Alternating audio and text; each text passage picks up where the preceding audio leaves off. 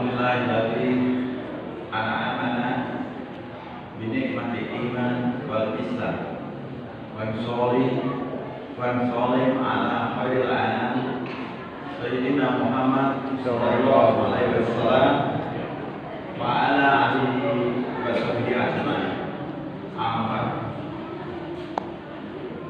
Alhamdulillah bisa hadir lagi di sini yang sebetulnya kemarin udah ngomong kapok ya. Tapi ya, tadi ada banyak teman yang datang kabar. Artinya memotivasi kok setengah-setengah ya. Sekali lagi memotivasi kok setengah-setengah. Coba lengkaplah kalau misalnya tulis dan sebagainya. Jadi kebiasaan saya tulis atau ya. Perkenalkan seperti saya di sini tuh duduk di sini tuh malu, bukan apa-apa. Ketemu Pak Asrofa cerita, ilmu beliau pasti tinggi banget gitu ya. Keluarganya dari Bosor dan seterusnya gitu. Bahkan ada yang dari Yahoo juga, ada yang dari Universitas Islam Madinah. Jadi jujur aja malah tambah malu berkaitan dengan ilmu beliau ini. Tapi sekali lagi karena sudah cantikkan di sini malam ini, insyaallah. Sekali lagi nama Muhammad Alex, punya panggilan Mujiat, alamat di Kauman Polan Raja Klaten. Saya duduk di sini akan menerangkan atau berkisah. Sekali lagi, kalau kita hijrah, ini judulnya kan hijrah. Kalau kita hijrah, diusahakan kita itu punya kurikulum. Artinya, apa wae sing arep mbok tempuh setelah kamu mengatakan hijrah. Kira-kira seperti itu. Nah, di kita orang Islam, kalau bisa ada panutan, ada lagi panutan kita adalah Rasulullah SAW, di mana beliau juga punya kurikulum. Kurikulum beliau apa sih? Ya Al-Quran. Kurikulum beliau Al-Quran. Setelah tahu itu, ya bisa nggak bisa kalau kita dikatakan hijrah, harus baca Al-Quran selesai, jangan setengah-setengah. Atau juga kita sirah Rasulullah. Itu kalau bisa juga komplit, jangan setengah-setengah kita mengenal Nabi kita. Kira-kira seperti itu. Sebuah tantangan tentang pengorbanan dari hijrah itu sendiri. Hijrah itu memang indah, tetapi tidak mudah. Hijrah itu mulia dan agung, tapi ia memerlukan pengorbanan yang tidak kecil.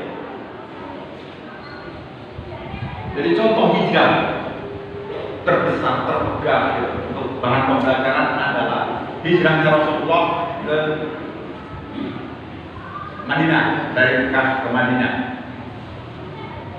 Bagaimana beliau mengajak teman Abu Bakar As-Siddiq waktu itu untuk menemani beliau. Artinya apa?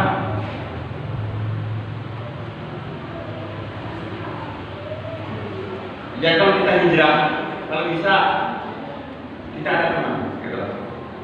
Ada teman untuk sharing dan seterusnya. Sekali lagi yang dicontohkan Rasulullah itu seperti itu kan. Waktu beliau akan hijrah ke Madinah, beliau menemui Abu Bakar As-Siddiq untuk menemani. Sekali lagi, hijrah beliau bukan main-main. Kepala Nabi kita itu dihargai 100 unta ya, waktu itu. Jadi kalau kita sekarang hijrah gitu, dalam tanda kutip hijrah itu artinya dari misalnya kemarin rokok tidak merokok.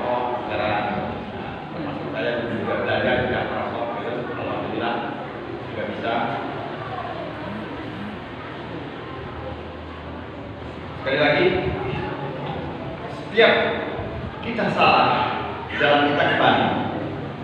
Setiap kita berbuat dosa, kita bertobat. Setiap hari di sebuah tempat komunitas yang tidak baik, kita berhijrah dari dalam. Sekali lagi, hijrah itu kalau bisa dikatakan dari hitam ke putih dalam tanda kutip. Ada juga yang hijrah salah. Tapi ya sekali lagi, hijrah itu artinya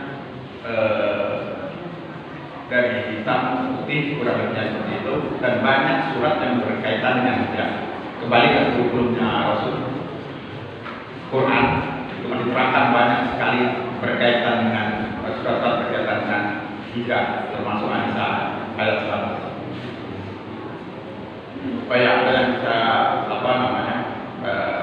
ceritakan. Quran itu ada 3 bagian. Ada 3 bagian. Salah satu bagian yang paling banyak adalah tentang kisah. Sekali lagi tentang kisah. Bedakan antara kisah dengan dongeng. Nah, kenapa sekarang itu banyak orang di Indonesia? Itu karena banyak yang salah jalan, ya karena dongeng tadi itu. Saya ingat waktu kecil dulu kan, kalau dongeng itu kan kancil dalam timurnya kan. Kancil dalam timurnya dipuji-puji itu si malingnya malah. Yang jadi objek penderita itu loh Pak Petani gitu. Makanya sekarang sudah seperti itu. Akhirnya yang maling, maaf, yang nipu itu ya kita ada di jajaran atas. Petani sendiri sekarang hancur aja karena dongeng itu tadi kan kancil dalam timur. Makanya mulai sekarang mungkin kita ubah untuk mendidik anak kita itu dongeng dengan kisah yang ada di Al-Quran. Banyak banget kisah yang ada di Al-Quran. Banyak banget. Bahkan Allah sendiri mengatakan ada kisah terbaik yaitu tentang Nabi Yusuf. Ya kan? Mulai sekarang kalau kita cerita ke anak itu kalau bisa dirubah, mindset kita itu dirubah. Itu berkaitan dengan kisah yang ada di Al-Quran. Oke, yang telur ini kan. Nah, itu masuk kurikulum.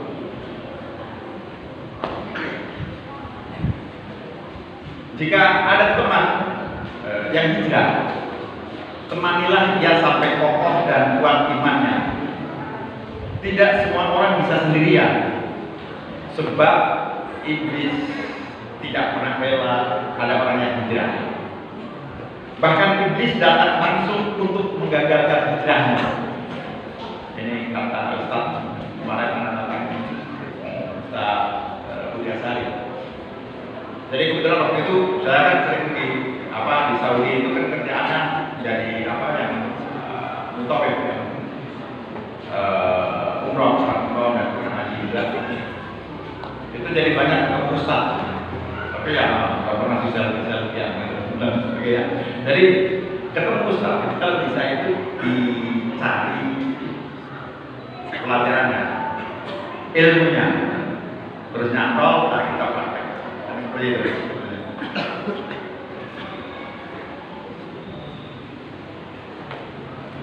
Nah, terus ada cerita lagi. Kebetulan waktu di Saudi itu saya masuk penjara 6 bulan. Kemarin sudah saya katakan 6 bulan di penjara. Nah, di dalam itu ada saya yang saya anggap sebagai orang tua, guru juga gitu. Itu menanyakan ke saya. Saya juga di sana kasih nama sendiri, namanya Sami. Ngapain nantuk bahasa Indonesia nih? Ngapain nantuk ke sini? Nyari duit. Kalau untuk nyari duit pulang aja ke Indonesia. Kamu nanti akhirnya akan jadi orang biasa. Kalau pikiranmu hanya untuk nyari duit, jadilah orang yang luar biasa, apalagi orang hijrah. Jadilah orang yang luar biasa sebelum kamu mati. Bayangin kata-kata yang sedikit banget, tapi bermakna banyak.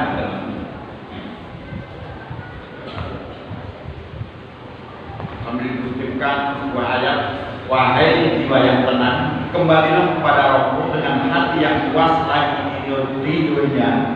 Kemudian masuklah ke dalam hamba-hambaku dan masuklah ke dalam surga. Itu akhir hidup kita. Sebelum itu, kalau bisa kalian menjadi orang yang luar biasa, kamu menjadi orang yang luar biasa, yang tidak banyak orang kerjakan, dari situ muncullah saya berguru beliau dan sebagainya, banyak cerita, banyak pelajaran yang saya dapat, termasuk kurikulum tadi. Orang hidup harus punya kurikulum, terangkan berkaitan Rasulullah dan seterusnya. Kurikulum itu dimulai dari diri sendiri. Nasab kamu apa misalnya? Alhamdulillah, saya sendiri nggak ngerti nasab saya itu A, B, C, itu nggak ngerti nasab. Misalnya Alex bin siapa itu kan. Padahal nasab itu penting banget. Nasab, hasab, nama. Ada 3 hal yang penting untuk muhasabah diri. Makanya ini udah masuk kurikulum. Kurikulum itu terbagi atas 3. Diri sendiri, keluarga, terus kita berkarya untuk keumatan. Diri sendiri, keluarga, berkarya untuk keumatan. Artinya hasab itu adalah karya. Sekarang nasab, kembali lagi nasab. Ini ada cerita Sahih Bukhari. Ketika Abu Sufyan datang ke berdagang ke waktu itu dunia ini kan dikuasai oleh Romawi dan Persia atau Arab. Jazirah Arab itu nggak ada yang menguasai apa aja itu tadi. Jazirah Arab itu keren kerontak, lagian orangnya itu orang pasar, bodoh dan sebagainya waktu itu. Makanya kenapa Rasulullah disebutkan di situ. Ketika waktu itu Romawi dikuasai oleh raja waktu itu adalah itu memanggil pedagang yang rombongan dari Arab. Waktu itu Abu Sufyan yang dipanggil. Abu Sufyan waktu itu belum masuk Islam. Itu dipanggil, ditanya, katanya ada nabi baru di Arab sana, tempatnya. Beliau mengatakan iya, ada nabi baru. Terus ditanya lagi, apakah nasabnya itu nasab yang tinggi? Bayangin, apakah nasabnya orang itu nasab dari yang paling tinggi? Abu Sufyan jawab, ya, nasabnya paling tinggi. Beliau dari Bani Hashim, Muhammad dari Bani Hashim. Bani Hashim waktu itu nasab tertinggi. Sekali lagi dapat pembelajaran dari bahwa nasab itu penting. Bahkan ada juga namanya penyakit turunan kan, makanya kita harus tahu nasab kita. Nah, pondok-pondok tempat kami, makanya anak-anak itu kalau bisa ditanya, kamu misalnya itu bin siapa sampai 5 ke atasnya. Itu satu nasab. Itu dari diri sendiri ya, belajar itu kurikulum dari diri sendiri, kembali lagi ke keluarga, terus ke keumatan. Terus hasab itu adalah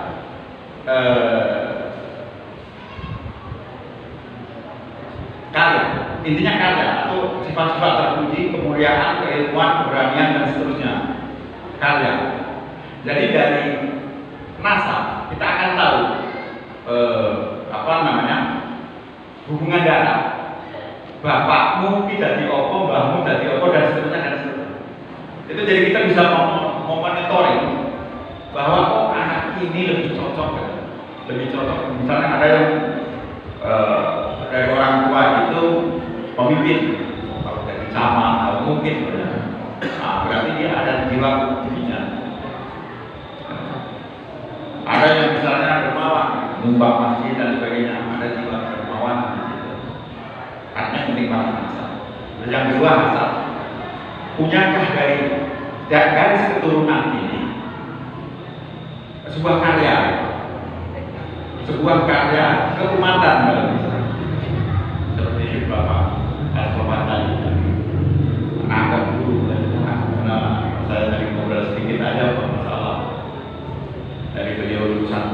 91, terus sekarang ada cerita sampai sekarang mengajar. Umur kebetulan sama.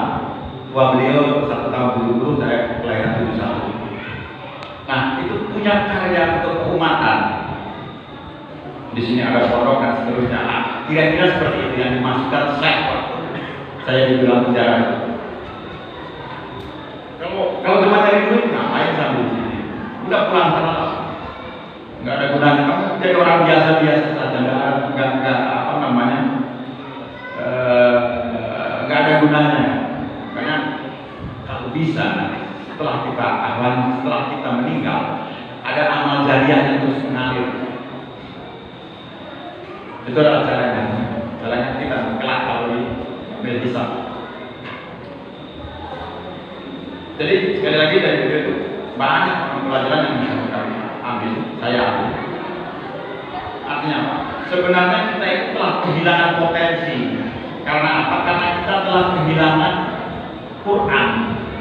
Beliau mengatakan begitu. Makanya, ini jangan makanya kepada anak-anak kita, didiklah mereka tidak untuk menjadi pintar. Bayangin, tidak untuk menjadi pintar. Kok bisa ya? Beliau mengatakan seperti itu. Jadi tadi kan apa namanya? Karena setelah mengatakan itu sumbernya itu dari Quran. Beliau lanjutkan itu kata-kata yang benar-benar masuk ke kalbu. Di antara nama Quran itu adalah An-Nur, cahaya.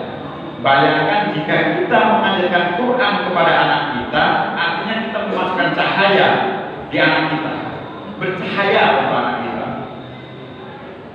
Bayangkan, kalau anak kita tidak paham agama dengan apa, anak-anak itu akan mendoakan kita kelak. Sekali lagi, anak adalah investasi akhirat. Bayangin, itu jadi kurikulum tadi setelah diri sendiri, masa kita ke keluarga, masuk ke keluarga itu sudah masuk ke ranah keluarga. Mari kita menyusun kurikulum buat keluarga. Dimulai ya tadi, karena kurikulum itu Rasulullah dari Quran, kita juga ngambil kurikulum itu kalau bisa dari Quran juga. Sekali lagi dari Quran, dan ngambil kurikulum itu dari orientalis, dan sebagainya. Kalau mereka maju, tapi biarkan saja, kita punya pedoman. Misalnya, kita sebagai bapak, Al-Tahrim ayat 6. Apa sih tugas seorang ayah? Tugas seorang ayah adalah menyelamatkan keluarga kita dari jeratan api neraka yang bahan bakunya bla bla bla bla. Artinya, sekali lagi dasar setelah kita menikah punya istri, kalau bisa. Itu dimulai dengan Al-Tahrim ayat 6. Habis itu adalah Al-Baqarah 129, Al-Jumu'ah 2, terus Al-Baqarah 151. Itu untuk kurikulum keluarga. Dan bisa nanti kita praktekkan juga untuk keumatan. Artinya karena kita sekali lagi punya otak yang dikasih Allah untuk berpikir, sedikit ilmu kita praktekkan. Jadi ini kurikulumnya luar biasa. Kenapa kurikulumnya luar biasa? Karena yang membuat Allah. Sekali lagi yang membuat Allah. Nabi Ibrahim waktu masuk ke Mekah minta kepada Allah kalau ada Rasul yang masuk ke Mekah, itu tugasnya ada 4. 1, membacakan ayat-ayat demi Allah. 2, mengajarkan ayat-ayatmu. 3, mengajarkan ilmu al-hikmah. 4, mensucikan jiwa masyarakatnya. Nabi Ibrahim pertama kali Rasulullah masih jauh. Jadi beliau ini berdoa kepada Allah, minta kepada Allah. Dalam suatu kurun waktu Allah jawab doa Nabi Ibrahim ini dengan mengutus Rasulullah SAW. Jawabannya ada di Al-Jumu'ah ayat 2. Dengan tugas yang sama, bayangin. Tapi ada yang dibalik, nomor 2 itu ke nomor 4. Jadi mensucikan jiwa mereka, mengajarkan ayat-ayat Allah, mengajarkan ilmu al-hikmah, dan seterusnya. Masya Allah, sampai banyak diuji atau dikaji oleh para ulama karena ini bukan hal yang sembarangan. Sekali lagi untuk umat Islam kalau bisa buat kurikulum patokannya Quran, bapak gitu, bukan saya ngajarin loh, tapi dosa apa, tapi berbagi aja, sharing. Arosi dalam tafsirnya membahas hal ini panjang lebar. Artinya, kenapa kurikulum yang ada empat tujuan? Itu karena mereka dalam kesesatan yang nyata. Sekali lagi, mereka dalam kesesatan yang nyata. Jadi tersesatnya sebuah generasi itu selesai dengan metode ini, dengan kurikulum ini. Jadi target kita itu membuat anak pintar itu salah. Yang tepat adalah mengeluarkan mereka dari kesesatan yang nyata. Sekali lagi ya, ampun bocah itu dididik dari pinter, ambil pinter itu bisa bukannya wong pinter. Lomba matematika, IPA dan seterusnya, ya SD, SMP itu juara. Kenapa kok seperti ini? Ya apa karena ya tadi mereka tidak belum keluar dari kesesatan yang nyata, tidak berpatokan kepada Quran. Akhirnya seperti ini negara kita. Makanya sekarang ya itu banyak hal-hal yang menyesatkan dan ya alhamdulillah dalam cerita akhir zaman memang dunia ini semakin rusak. Sekali lagi untuk diingat-ingat, satu itu membaca ayat, dua mensucikan, mengajarkan ilmu Al-Quran, mengajarkan ilmu Al-Hikmah, atau yang bermanfaat. Urutan tahapan. Jadi kalau kita mau berislam, juga bertahu gangguan. Kita itu harus urut, harus bertahap seperti juga Quran. Kalau Quran jatuh sablek 30 juz gitu. Jadi bertahap. Tahapan pun itu banyak pembelajaran. Bagaimana Allah itu menyiapkan orang terbaik di muka bumi ini itu bertahap. Enggak terus semena-mena pun terbentuklah Rasulullah, enggak. Makanya sekarang kebetulan buat praktek, saya baru punya cucu. Itu saya ajarin ke anak saya, padahal dia ini dari dokter terus dia orang-orang memakai ustazah. Kalau saya sendiri malah ada yang memakai ustaz. Pak Asrofan juga memakai ustaz, saya malu sendiri. Jadi tahapan Allah menyiapkan seorang Muhammad itu enggak, kalau orang sekarang mengatakan enggak baik-baik, ada tahapannya. Begitu juga Quran, ada tahapan, ada makiyah, ada madaniyah, surat. Itu banyak banget. Kalau kita mau belajar itu menyenangkan, mengasihkan. Sekali lagi kembali ke Allah menyiapkan Rasulullah. Itu ada dua periode, ada dua tahapan. Satu tahapan sebelum menerima wahyu dan setelah menerima wahyu. Terus akhirnya hijrah ke Madinah. Itu pun ada pembagian lagi waktu masih di Makkah. Ada pembagian umur gitu. Kenapa Rasulullah umur 0 sampai 5 itu kok gak tinggal di Mekah? Padahal di Mekah ada ibunya, ada kakeknya, keluarganya semuanya berkumpul di Mekah. Kenapa bukan di Mekah? Di sebuah desa 170 km kalau dari Mekah. Jadi tadi karena apa? Mekah itu adalah sebuah kota besar gitu. Dan omongan juga omongan kasar gitu. Bahasa Arab gitu. Jadi jangan sampai anak ini calon manusia terhebat di dunia ini terkontaminasi. Makanya cucu saya mencoba juga dari Jakarta sampai ke sini pas libur, padahal liburnya juga lama-lama banget. Jadi takut terkontaminasi dengan udah ruwet, fisik, karena dari udara juga udara nggak sehat. Nah, saat itu umur 0 sampai 5 ada tahapan-tahapan lagi.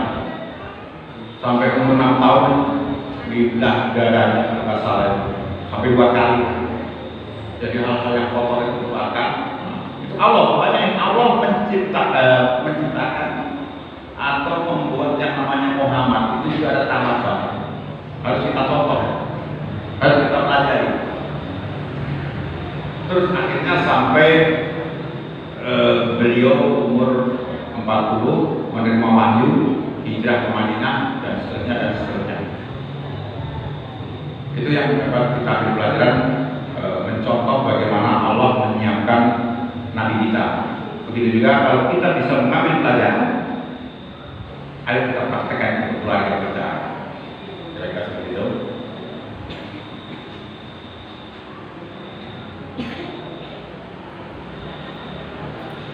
Jadi kalau bisa, waktu anak masih kecil, itu kayak tadi ya.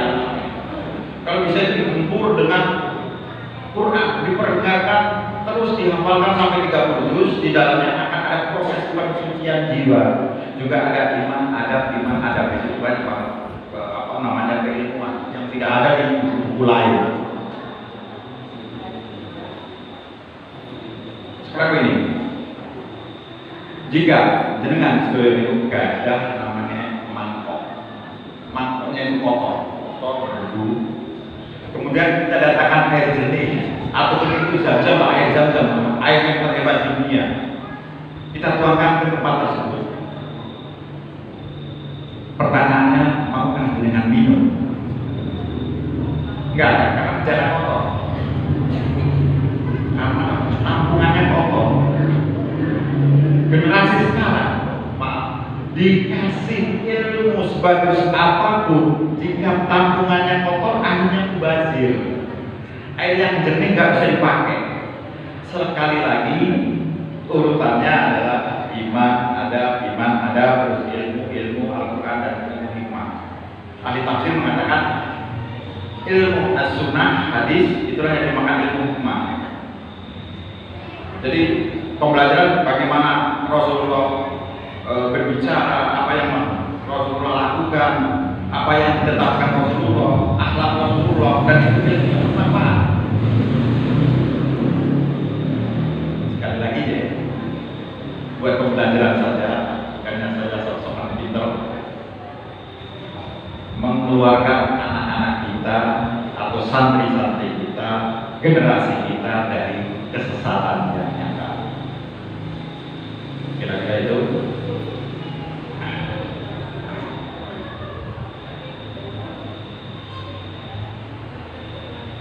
Jadi sekali lagi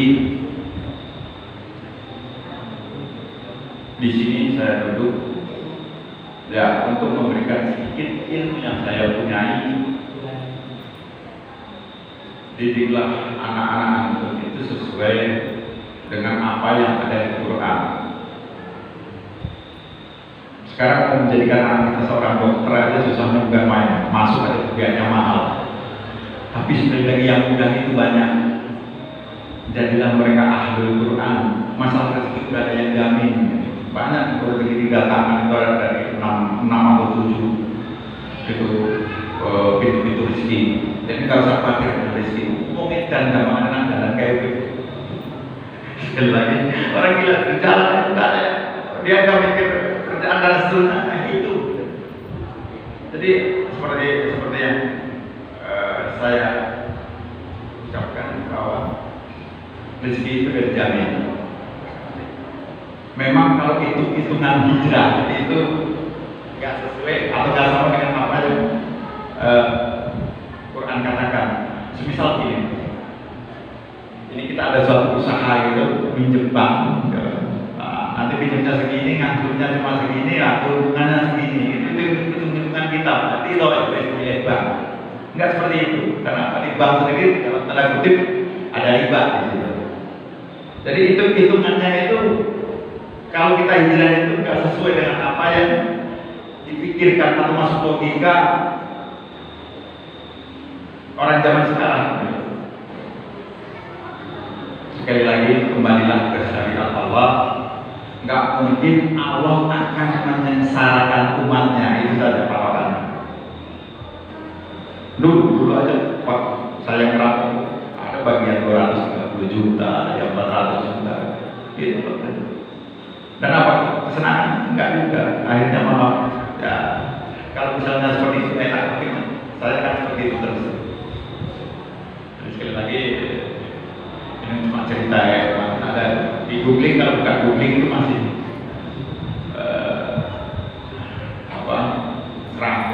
ngerampok itu di hari Jumat di Bukit Duri di Jakarta 2010, bukan itu nama saya disebut paling pertama Alex.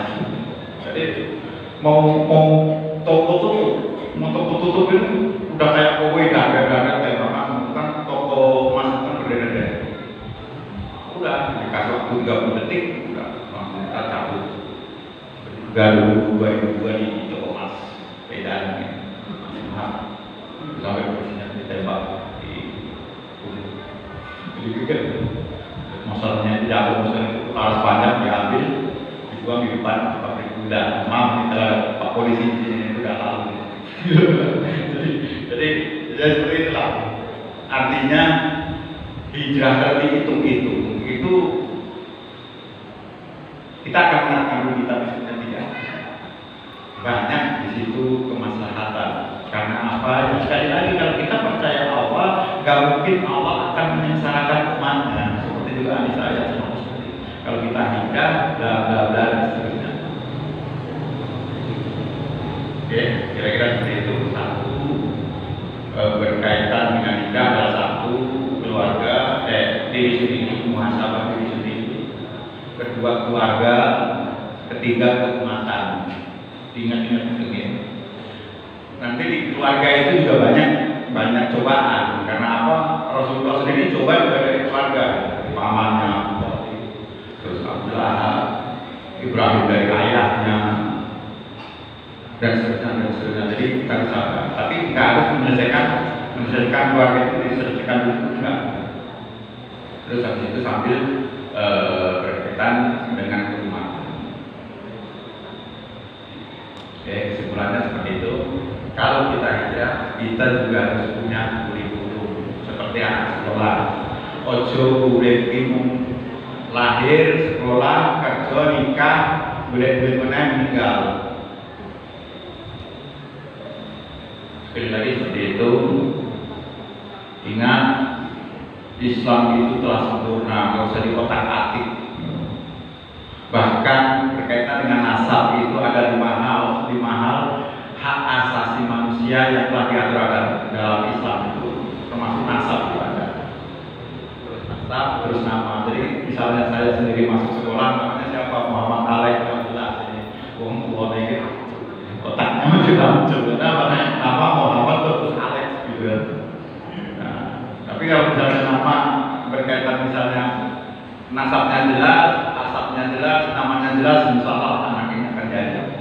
Sekali lagi berkaitan dengan nama itu juga penting, karena ahli hadis dulu kalau mau buat judul buku itu juga cari nama yang bagus. Itu saja kira-kira yang bisa saya uraikan malam ini. Jazakallahu syukran ala hal wakil ihtimam. Assalamualaikum warahmatullahi wabarakatuh.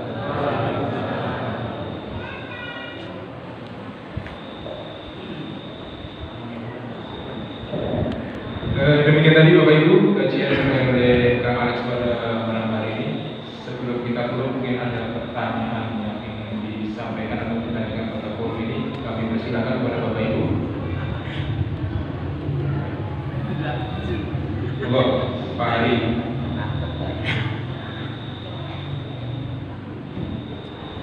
Assalamualaikum warahmatullahi wabarakatuh. Waalaikumsalam. Pertama-tama terima kasih atas kehadirannya yang kedua di majelis ini.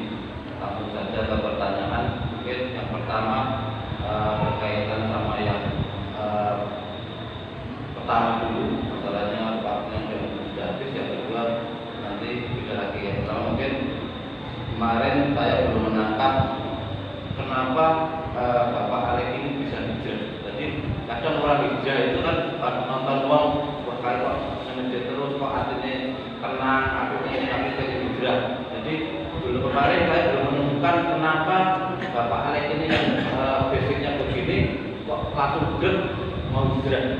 Itu yang pertama. Mungkin yang kedua berkaitan dengan mendidik anak. Mungkin ini yang saya alami sekarang. Apakah metode dalam Islam untuk mengatasi anak dalam usia tantrum? Jadi kadang sekarang usia segini anak minta apa nggak mau kan pasti menangis, ngeyel. Jadi kadang kasihan. Itu bagaimana kita menyikapinya? Apakah untuk dituruti atau bagaimana? Itu mungkin dari saya. Jawabnya terima kasih. Assalamualaikum warahmatullahi wabarakatuh. Bismillah. Karena pertanyaan ditujukan ke saya ya jawab dengan apa yang sudah saya alami. Pertama alasan kenapa saya hijrah, kemarin juga cerita cerita itu baik.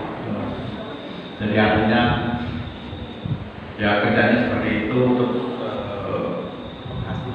penghasilan itu kalau di rata-rata dulu itu 4 juta sehari penghasilan dari bandara bola, bandara Sajidiyah,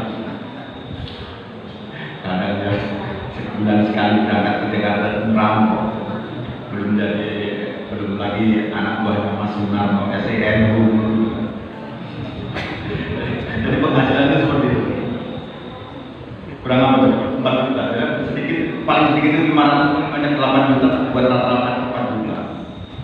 Ya itu tadi akhirnya kalau orang Jawa katakan setan itu dulu apa itu. Nah, ya jujur aja pada itu ya. Maaf, jadi sekali lagi doa. Dan banyak kemarin udah tak ceritakan sampai ada temannya komisi kita kasih satu banyak. Udah beli aja bayar berapa aja sampai di nomor mas sako mas kemudian dipanau. Jadi seperti itu. Karena apa? Sekali lagi karena saya hijrah itu alasannya kalau saya hijrah saya gila. Itu saja. Saya gila, bisa gila. Kenapa ya? Tadi ngejar dunia nggak ada habis-habisnya. Ngejar dunia nggak ada habisnya. Sampai ya tadi lah. Dunia kita bisa laku semua. Zina, rampok, dan seterusnya. Makanya kenapa saya sampai diangkat Sunarno SM dari tangan kanannya waktu itu. Pemilihan kedua itu 2010, kalau nggak salah 2009 ya. Itu saya disuruh yang maju itu yang jadi kalah. Jadi saya nggak mampu, yang akhirnya maju aku punya jauh. Nah dari situlah saya hijrah. Kenapa? Ya tadi di situ saya nggak menemukan kebaikan. Sekali lagi nggak menemukan kebaikan. Saya hijrah. Udah sekali lagi alasannya kalau saya nggak hijrah akan menjadi gila ya. Poinnya ya, gila kenapa? Mengejar dunia. Nggak akan habis. Padahal dunia itu adalah selembar sayap nyamuk betul tidak? Itu aja. Terus metode. Sekali lagi setelah saya proses belajar itu pertama adalah dari Quran, Sunnah. Ketiga adalah pemahaman para salaf atau cerita para salaf dan seterusnya. Kenapa para salaf? Karena salaf itu adalah generasi terbaik. Sekali lagi para salaf itu adalah generasi terbaik. Salaf itu adalah sahabat. Setelah kurun waktu sahabat itu adalah tabi'in, kedua adalah tabi'in. Kurun waktunya 100 tahun itu generasi terbaik. Yang ngomong sendiri adalah Rasulullah. Allah dari salafus saleh adalah generasi terbaik. Nggak ada generasi yang terbaik setelah itu. Jadi saya itu kalau mikir orang mengatakan pendidikan pendidikan ini saudara paling terbaik enggak sama sekali. Bahkan saudara saya dari nasab ibu ini. Jumlahnya kan 15. Termasuk juga ada yang tinggal di Ceper sini, dari Camat Ceper, Pak Amir, Pak saya. Terus Pak Harun Al-Rasyid itu juga lurah pertama kali Kalman, Pak AR apa itu sering main di situ. Jadi saya mengambil pembelajaran atau metode itu dari Abi Thalib. Jadi metode mengurus anak, membesarkan anak itu ada 3 bagian. Umur 0 sampai 7, umur 8 sampai 14, umur 15 sampai 21. Umur 0 sampai 7 itu jadikan raja. Artinya ambil jaluk, jadi meneng, angger dengan gajah. Gitu kan. Terus yang kedua, 8 sampai 14 kalau bisa jadikan tawanan. Dari raja jadikan tawanan. Artinya anak masukkan ke pondok, misal anaknya kan, jadi dipaksa, dipaksa, karena dia sebagai tawanan. Gitu aja. Nanti kalau dibaca ada kitabnya, ada bukunya, dipelajari. Terus yang ketiga adalah sebagai sahabat. Kalau udah umur 15 sampai 21 tahun, jangan lagi dipukul. Kalau umur dipukul aja itu, kalau anak itu umur 10 tahun kan, kalau laki-laki nggak sholat itu dipukul. Karena tawanan. Tapi kalau udah telat, maaf, kan ada yang hijrah itu telat seperti saya itu. Umur berapa baru hijrah, baru belajar agama. Makanya banyak baca literasi, baca semua berkaitan dengan orang-orang salafus soleh, kisah itu dibaca, banyak hal yang menginspirasi. Kira-kira seperti itu. Oke.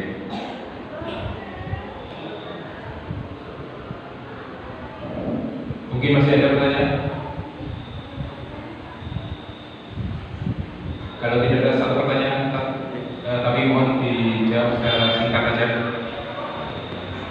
Ketika Kang Alex sudah melamar berhijrah, nah bagaimana Kang Alex yang mungkin maaf keluar dari dunia hitam ya, menyesuaikan dengan kondisi Kang Alex sudah berhijrah, itu bagaimana merubah karakter Kang Alex dari kalau orang dunia hitam kan tak mungkin halus-halus, tentunya orang-orang yang seperti itulah tanda-tanda kutip.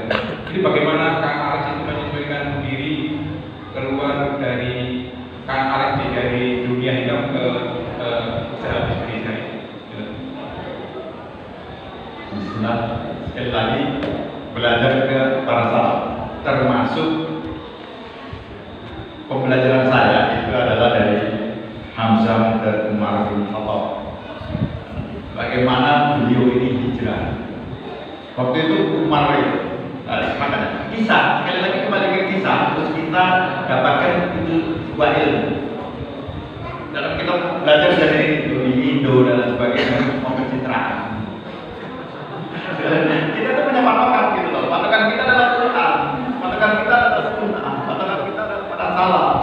Ngapain belajar dari Quran? Termasuk ya kalau saya jadi cuma mengutip. Artinya saya belajar dari kisah Umar bin Khattab yang dikatakan bahkan setan pun takut kepada Umar. Bayangin, waktu itu Umar bawa pegang dengar kalau Rasulullah itu berpegang ajaran agama yang terteng sampai siapa pati mana sebagainya murtad dari agamanya, dengan marah bawa pedang. Hamzah itu namping-namping 3 hari setelah Hamzah masuk ke apa namanya ke Islam. Bahkan sebenarnya Rasulullah itu sempat berdoa kalau bisa itu yang hijrah ke Islam, yang memeluk ke Islam itu ada dua nama, yaitu termasuk Umar bin Khattab dan yang satu adalah kalau nggak salah nama aslinya itu Abu Hisam. Abu Hisam itu adalah Abu Jahal. Itu kalau nggak salah. Amr bin Hisam. Jadi ya Allah, kokohkanlah Islam ini dengan salah satu dari 2 orang yang paling kau cintai, Umar bin Khattab atau Amr bin Hisam. Bayangin. Jadi kalau sekali lagi, kalau kita ada orang hijrah, itu jangan apa, kita rangkul lah, terus kita berikan pendampingan.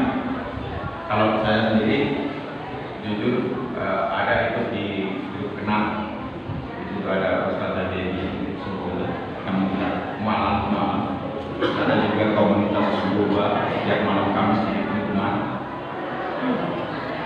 Itu ada apa makna yang besar. Jadi di situ kita berbau. Sekali lagi tadi yang ditanyakan kembali ke Umar bin Khattab, saya baca itu Allah pegang, terus akhirnya beliau bersahadat, terus Rasulullah cuma ngomong gini, kalau kamu dulu waktu jahil, ini yang pembelajaran, itu senang berfoya-foya, kamu jadi pemimpin dan sebagainya. Kalau nanti masuk Islam ya seperti itu, kalau bisa bahkan lebih. Itu petuahnya Rasulullah pada Umar bin Khattab. Artinya saya praktekkan hal kecil aja, praktekkan. Pokoknya ada iman, ilmu, amal, dakwah. Kan urutannya seperti itu. Jadi sedikit punya ilmu kita amalkan. Itu Rasulullah ngomong seperti itu, terus saya praktekkan. Artinya maaf waktu itu kalau di luar itu kan orang-orang pada manggil bos. Terus nyambus ya. Kayak gitu lah, kira-kira seperti itu. Nah, setelah kita hijrah, kalau bisa kemarin waktu kita jahil itu mengeluarkan uang 1.000 rupiah gambarnya itu. Karena kalau bisa dalam Islam itu, kalau kita udah makhluk Islam, kalau bisa yang kita keluarkan itu lebih dari 1.000. Itu contoh aja. Makanya saya membuat pondok dan alhamdulillah pondok ini dengan kekuatan pribadi. Pernah saya dipanggil ke sekali lagi maaf ke Menak Klaten waktu itu, nanti ada bantuan 2.000 berapa bantuan dari Semarang nanti buat proposal dan sebagainya gitu. Terus saya ngomong waktu itu, maaf saya pamit. Kenapa pamit? Yang mana lagi buat proposal nanti bantuan 1.000 rupiah, dapatnya 950, kadang kembalinya ada juga 1.050 rupiah, ada kurang di situ. Saya pamit aja lah. Nah, kenapa? Ya saya masih punya Allah. Insya Allah Allah menjamin rezeki pondok saya. Jadi artinya kalau pengeluaran masuk di pondok saya rugi.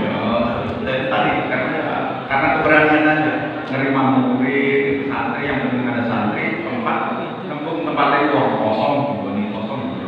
Karena sekali lagi juga pembelajaran waktu itu bagaimana sekarang peninggalan sejarah di Spanyol. Peninggalan sejarah di Spanyol itu gedung mewah bagus, seperti juga kemarin gereja yang disulap jadi masjid di Turki. Itulah peninggalan orang-orang hebat Islam waktu itu. Kenapa kok seperti ini?